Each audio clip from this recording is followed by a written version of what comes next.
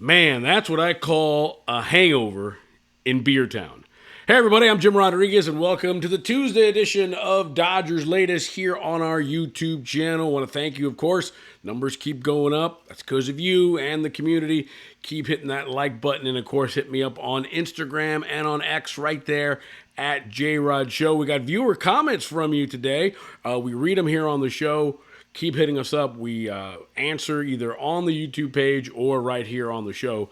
And we want to make you part of the daily adventure that is Dodgers Latest here on the YouTube channel. Yeah, well, I'll tell you what, man. We've seen this movie the last 4 days, and it has not been pretty. Dodgers lose 9-1 to the Brewers last night to start this road trip. And look at that. Dodgers have been outscored 38-7. In those last 4 games, all losses, of course. The Dodgers haven't had that negative a run differential in a game, in a 4-game stretch, in almost 100 years. Pretty much everything that has and could go wrong has gone wrong for the Dodgers. Yamamoto got rocked. It reminded us almost of his first game in Korea against the Padres, remember last year? But in that game, he gave up 5 runs, but got through the first inning. Yamamoto could only get 2 outs last night. Couldn't get out of the first inning.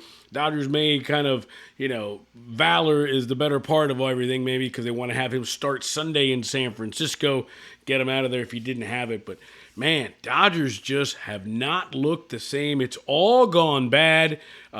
Pitching, hitting, all has gone south for the Dodgers as they started a 6-game road trip in Milwaukee. 2 more there today and tomorrow. Thursday off, and then they get back out to the West Coast and play the Giants up in San Francisco before the All-Star break. Boy, that All-Star break cannot come soon enough, right? Dodgers still with a 6-game lead over the Giants, 7-game lead over the Padres, but they are starting to look very human as they are limping toward the All-Star break. And the news almost doesn't get any better because, well, another player goes to the IL, and it's Teoscar Hernandez. And remember, yesterday we talked about how Kike was going to be part of the 3-headed monster that was going to play third base.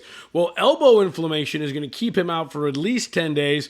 And before anybody gets crazy, it's not his pitching elbow. You know how I feel about Kike pitching. It's not his pitching elbow that's hurt. It's his left elbow. So Dodgers were trying to kind of gut him through it, get him to the All-Star break. Kike actually hurt himself in Cleveland a few weeks back, sliding into home.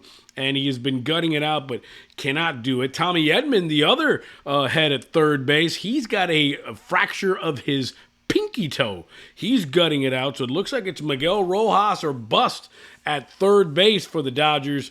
Man, it's looking now more of, hey, what do you do for a trade, right? Is Ryan McMahon out there? Do you go big with Nolan Arenado? What do you do at third base? Well, I know what you're not going to do in terms of looking for a corner outfielder.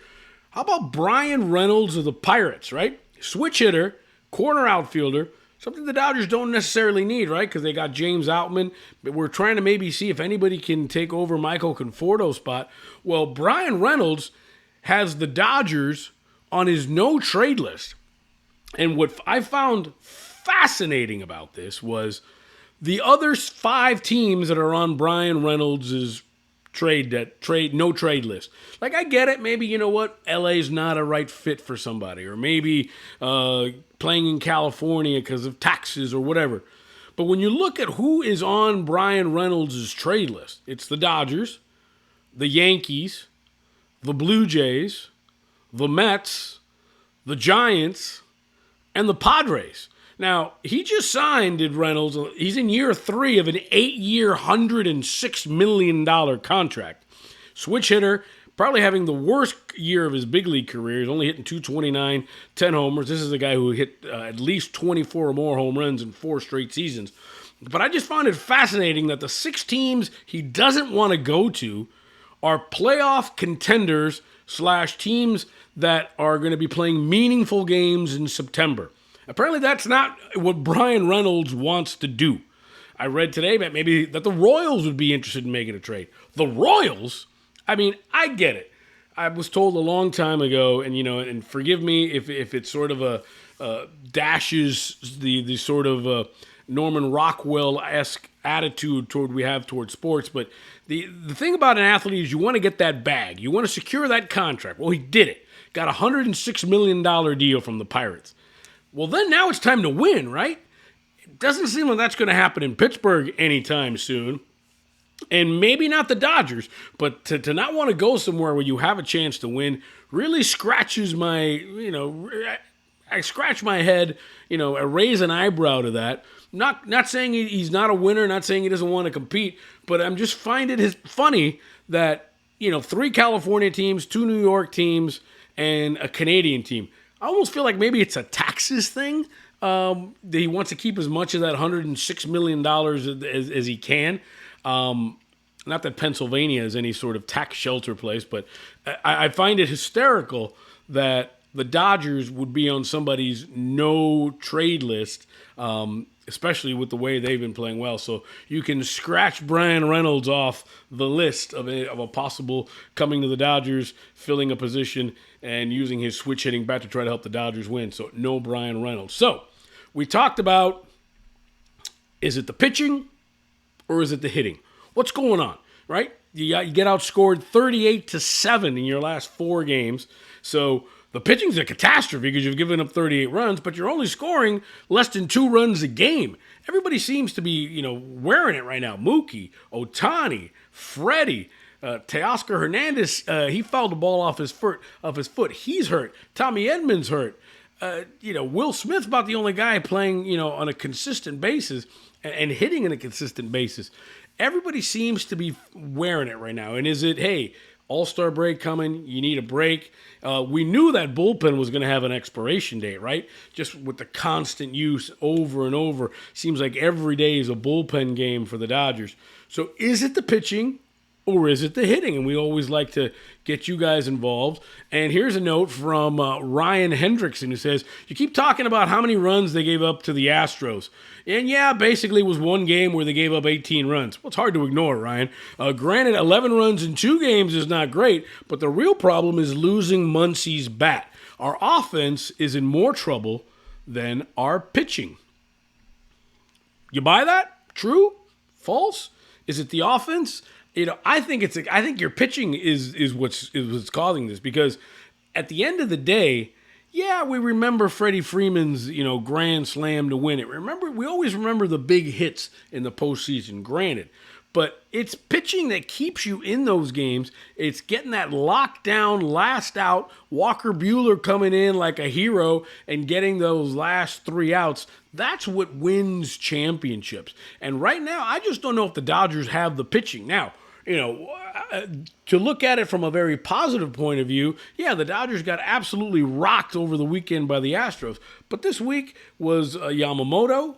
This week was Kershaw, who's pitching tonight. It's the return of Tyler Glasnow.